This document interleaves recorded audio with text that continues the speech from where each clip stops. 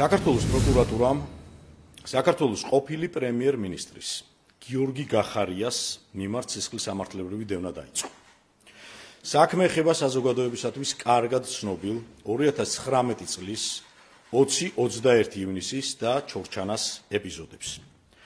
კერძოდ პარლამენტის სასახლის მიმდებარე ტერიტორიაზე გამართული საპროტესტო აქციის მიმდინარეობისას ორზე მეტი პირის მიმართ ჯანმრთელობის განზრახ მძიმე დაზიანების ორგანიზების და სახელმწიფო პოლიტიკური თანამდებობის მქონე პირის მიერ სამსახურებრივი უფლებამოსილების გადამეტების ფაქტებს.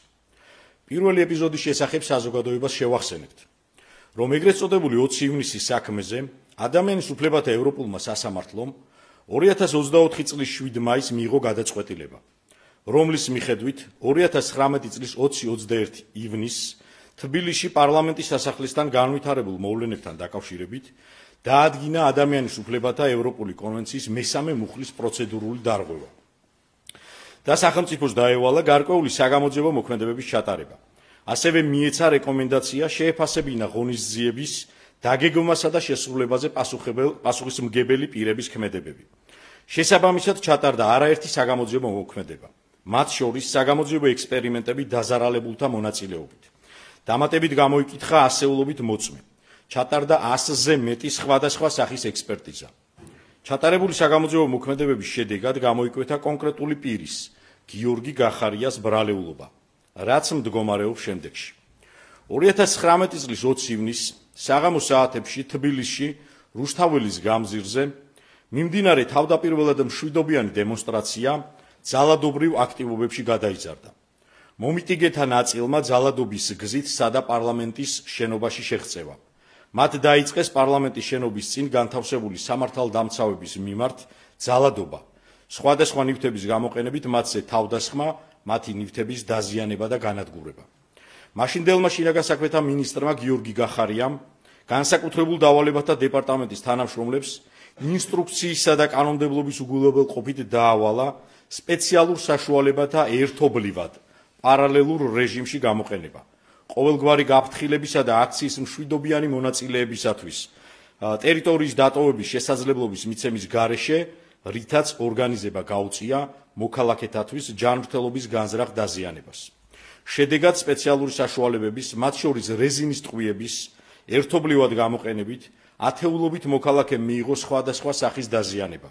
მათ შორის 2 მოქალაქემ დაკარგა თვალი, ხოლო 5 მოქალაქემ მიიღო ჯანმრთელობის მძიმე დაზიანება. რაც შეეხება ბრალდების მეორე ეპიზოდს.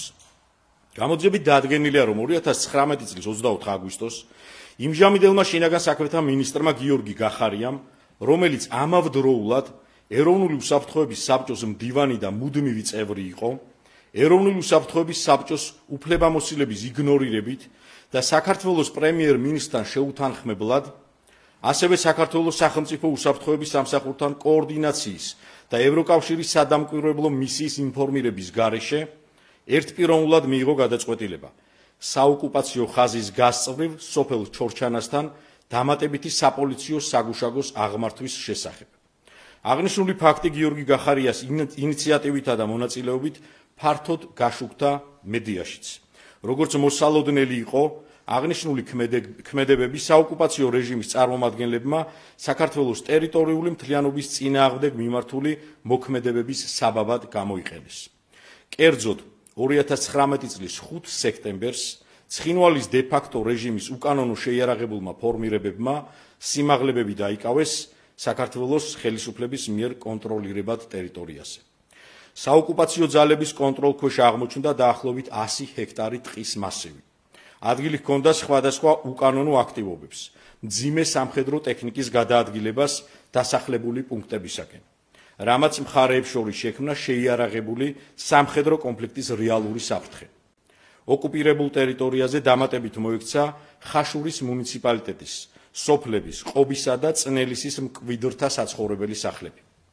აღნიშნული ქმედებით გიორგი გახარიამ განზრახ გადაამეტა მისი სამსახურეობრივი უფლებამოსილების ფარგლებს, რამაც საზოგადოების და სახელმწიფოს კანონიერი ინტერესის არსებითი დარღვევა გამოიწვია. გიორგი გახარიას ბრალდება საქართველოს სისხლის სამართლის კოდექსის 25.117 მუხლის მესამე ნაწილის M ქვეპუნქტით და 333 მუხლის მეორე ნაწილით წარედგინება, რაც სასჯელის სახეთ და ზომად 13 წლამდე თავისუფლების აღკვეთას გულისხმობს.